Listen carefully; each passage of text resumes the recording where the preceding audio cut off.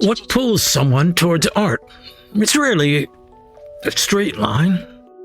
It begins with a flicker, a strange obsession, a moment that seizes you, sometimes quietly, doesn't let go. For some, it's a song, could be a poem, a photographer's frame, a story. For others, it's a voice that says, go. And so, the artist walks without knowing why, only that there is something to find. Maybe it's not about finding anything. Maybe it's about learning to see differently. Darshan, holy sight. That's where this story begins. In the misty lakes of Kashmir, when someone says casually, there's a cave. The rest is the call answering itself. What propels you to be an artist? And for me, that has to do with passion and falling in love with something. And I don't think that any art is produced without this passion and the passion for making the art and what does it give you. So me and my friends, right out of high school, we go to India. What happens when you show up with no agenda, no camera, no idea, no plan? That's when the doors open. These wandering mystics saw something in John Ortner. Not status, not skill, but sincerity. You didn't come here by accident, they said. And isn't that how creativity works? You follow a path blindly, and suddenly it speaks back. A voice, a look, a truth. Not from a textbook, but from the mountain, from the fire, from people who lived the answers you didn't yet know how to ask. There was a hippie and who came to our houseboat on the lakes of Kashmir. And he said, there's this cave not too far from here, and all the holy men go up to the cave, and you should go and check out this cave. So without knowing anything, we hired a porter and we took a trek for a week up into the Himalaya. We trekked and we made it to this cave. And in the cave were thousands of the Shiva holy men. Now, when I, of course, started studying this and became more versed in this, I found out that there are 5 million of these sadhus. And the sadhus are the ascetics. And they are the ones that invented yoga, meditation. And there's 5 million of them wandering on pilgrimage in India. And were surrounded by all these holy men, many of who spoke English. And for the first time, they told me about the pilgrimages and what was the purpose of going on pilgrimage. And the sadhus said to me, "Do you know why you're here?" And I'd say, "No, we just walked up here. I know nothing." Art doesn't always come from comfort. Sometimes it's forged on the edge, where cold meets heat, where the air thins and the silence grows thick with presence. To walk 500 miles in the Himalaya isn't just physical, it's a stripping away. Each mile, another layer falls off, until what's left is just wonder. A gorge, deeper than the Grand Canyon. A river, louder than thought. The artist goes where the ordinary ends, because that's where the images live. Not for spectacle, but for understanding. They said, "You are here for Darshan. You were brought here for a purpose." I said, "What is Darshan?" He said, "Darshan is sight, not just regular sight, holy site. They turned to me and said, "You didn't come here by accident. You came here because you were brought here for a reason." Everyone knows that the highest mountain on earth is Everest. And of course, that's on the border of Nepal and Tibet.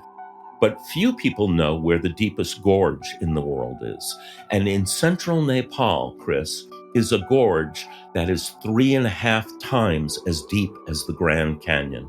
It's called the Kali Gorge. And Martha and I did an expedition in the Kali Gorge, 65 days in a tent. We walked over 500 miles. So we started doing these incredible expeditions through the Himalaya, not only to the highest mountains, but to the deepest gorges. And the three deepest gorges in the world, the Kali, the Marziandi, and the Burhi Gandaki, those three gorges are mind-blowing because in the bottoms of the gorges, they're tropical, and the tops of the gorges go into Tibet where it snows even in July and August.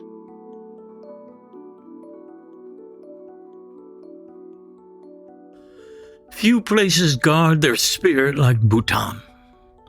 No billboards, no killing, no rush. A kingdom that has resisted the crush of modernity by holding tight to the soul. In this last Buddhist kingdom, the camera becomes a passport only if your heart is in the right place. And when it is, animals will walk up to you. Snow leopards will sing in the night. It's as if the earth itself gives you permission to see. What the artist captures here isn't just beauty, it's the sacred, still alive. So I went to Bhutan, and again, most people don't even know where Bhutan is or have ever heard of it. It's the last Buddhist kingdom on earth. It is in between China and India, and the king owns everything, including the airlines. And in Bhutan, because it's a strict Buddhist society, there is no killing whatsoever. So fishing is illegal. Hunting is illegal. And Martha and I went to Bhutan, and you have to have permission from the Bhutanese government to enter the country. At first, they only let a few hundred people a year in. Now it's up to about 7,000 a year that they allow in. When Martha and I went in there, they only allowed about 5,000 people a year. And we trekked across Bhutan, a 30-day hike in which we walked about 300 miles. And because there's been no hunting, we had herds of blue sheep that had never been hunted and literally walked to within 10 feet of us. And at night in our tent, we heard snow leopards up into the mountains echoing through the high peak. And I never really wanted to photograph in America until I happened to open a magazine, and in that magazine, I saw pictures of a place that looked like Mars. Sometimes the path leads home, not to comfort, but to rediscovery.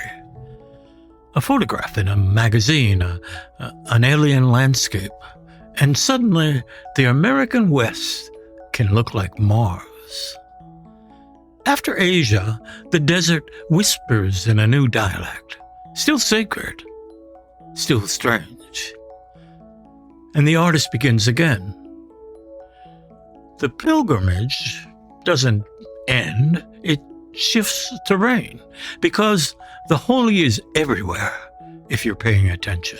Now I know that that is the Grand Staircase Escalante National Monument. So for the first time, I stopped going to Asia and I started going to the American wilderness. So my books are all a combination of fine art photography and scholarship, because I try to explain, well, why is this important? How did this come to be? Why is it worthy of taking pictures of it? And why should we be interested either in the Asian cultures or in the deserts and canyons of the American West? It's the oldest crematorium in the world. The goal of most Hindus in India is to be burned on the Ganges in Benares. So I knew that I wanted to photograph the crematoriums and how they burn the bodies on the Ganges River. Well, when I got there, I found out that it's illegal to photograph the cremations. And I was there for a month, and I was trying to figure out, and even National Geographic, when they did a story on Benares, they snuck the photographs illegally. They went at night and took a boat out on the Ganges and then shot back to the burning cremation fires. I decided, no, that's not what I want. I wanted to do intimate close-ups of the sadhus who are officiating at the crematorium and who are burning the bodies. And I happened to be walking through there without my camera. Some stories are not meant to be stolen. They have to be given. In Benares, by the fires of the Ganges, the camera must wait. And the man who owns the burning ghats doesn't care about prestige. He looks at the artist's work and he sees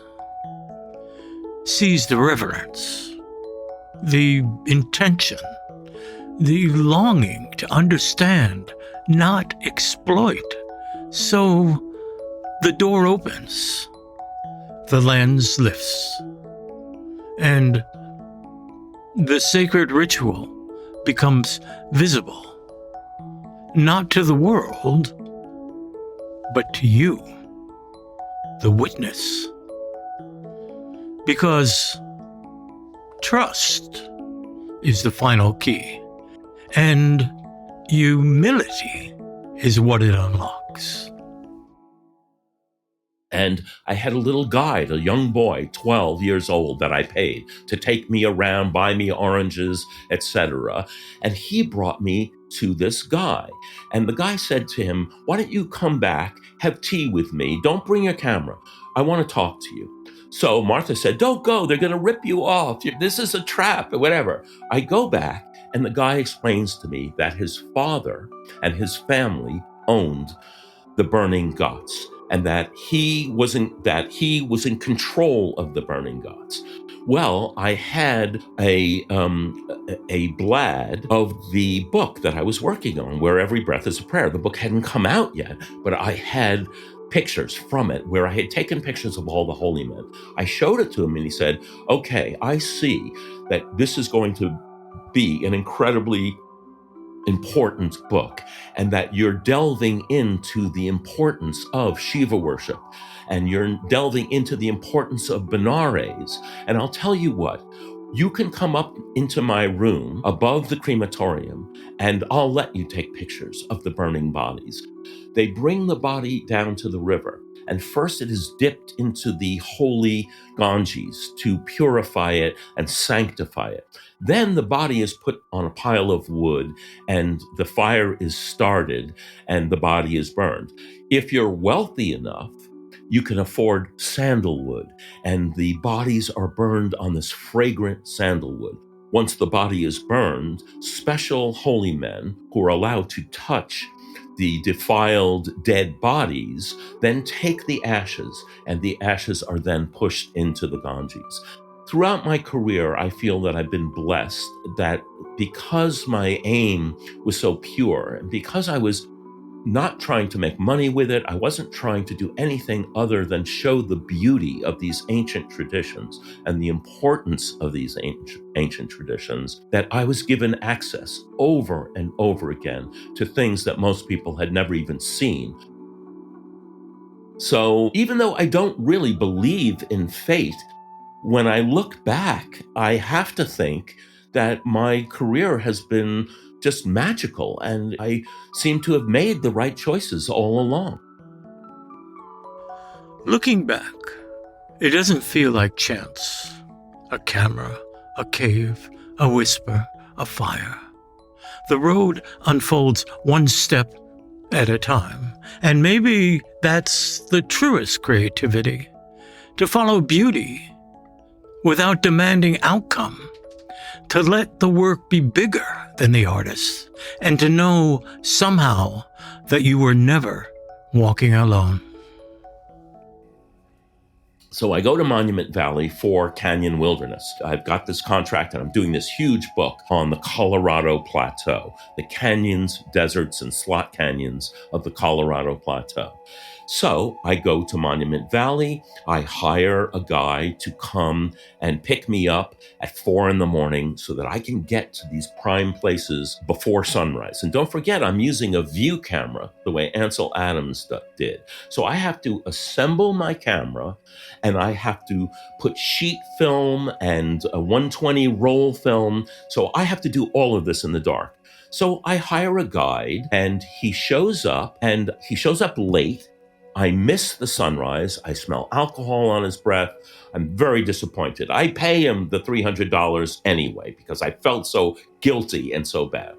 So then 2 days go by. I said, I got to get a different guide. I hire another guy who is going to take me up to Hunts Mesa, a very remote part of Monument Valley. Well, he shows up 3 o'clock. We get in his car. We get halfway to Hunts Mesa. His car breaks down. And same thing. I pay him $300. I feel bad. He needs to fix his car. So now I've been there 5 days. I haven't gotten anything unusual, nothing. I'm staying at a Marriott hotel or something, and I see the manager, and I tell him that I'm a pro photographer. I'm working on a book. And I say, I've hired 2 guys. I spent $600. I haven't gotten a single good picture yet. He says, well, that's because you don't have the right guy. I said, oh, really? Who's the right guy? He said, Harold Simpson. I said, well, that doesn't really sound like a Navajo name. He said, au contraire, he's the great grandson of Gray Whiskers, a famous Diné chief. So I call up Harold Simpson, and Harold says to me, well, I've worked on Hollywood movies. I know all the locations. I have a new truck. Why don't you meet me at the 7-Eleven? I'll go over your shoot list, and then we'll arrange to shoot. So I said, okay, great. How am I going to recognize you? He said, oh, you won't have any trouble recognizing me. I'm 6'3". I weigh about 300 pounds, and I'm an albino. I said, you're an albino Navajo? He said, yes. I go to the 7-Eleven. There is a mountain of a man with Johnny Winter white hair down to his shoulders. That was Harold Simpson, the great grandson of Gray Whiskers. Harold started taking me around day after day. He took me to all the sacred places of the Diné. And for the first day, he took me to Mystery Valley, and on and on and on. And I'll never forget, I asked Harold, I said, well, I've seen these photographs where the dunes are orange. There's a place in Monument Valley with bright orange dunes. He said, yeah, I know where that is. I'll take you there. So another day, he shows up at 3 o'clock with his new truck. We driving for an hour. He pulls over on the side of the road, and this is, again, in the dark, okay? And way off in the distance, he gets out of the truck. He says, do you see that rise about 2 miles away? That way over there? I said, yeah. He says, start walking. That's where you're going. I said, really? He said, get going or you're going to miss sunrise. So I leave Harold at the truck and I start walking in the dark. I'm walking and walking and walking. I get to the base of this giant sand dune. I'm wearing a 40-pound pack with film, tripods, and large format cameras. I go up the dune. I make it to the top of the dune. The sun rises. The dunes are orange for as far as the eye can see. And I get this incredible shoot. After a couple of hours of shooting, and of course it was the spring, and all the great pictures of the dunes of Monument Valley are in the spring. The wind makes ripples and patterns in the fine sand. And this is not regular sand. This is sand that is almost like talcum powder. It is so soft and so even, very hard to walk through, and absolutely stunningly beautiful. So I climb this giant dune. I get my shots with the orange dunes with the wind patterns all over them, and I start walking back. The sun is now coming up, and I smell the sage. The sage is heating up from the sun, and it's like perfume. And as I'm coming back on the wind, I hear these notes floating. And I'm walking and I'm going, what is that, the wind? Or is that some kind of music that I'm hearing? As I'm walking, I'm hearing Well, it's kind of like a flute sound. I keep walking. Off in the distance, 3/4 of a mile away, I see a giant boulder. There is Harold with his white hair sitting on the boulder playing the Navajo flute. And at that moment, the smell of the sage, the sound of the Navajo flute, and miles of colored sand dunes, and I realized this is the sacred land of the Native Americans. This has been Creativity to Gigi with Chris McHale, featuring photographer and soul explorer John Ortner. John's breathtaking books are available on Amazon and wherever fine books are sold. Thank you for listening, and stay curious. The mystery of creativity continues. G.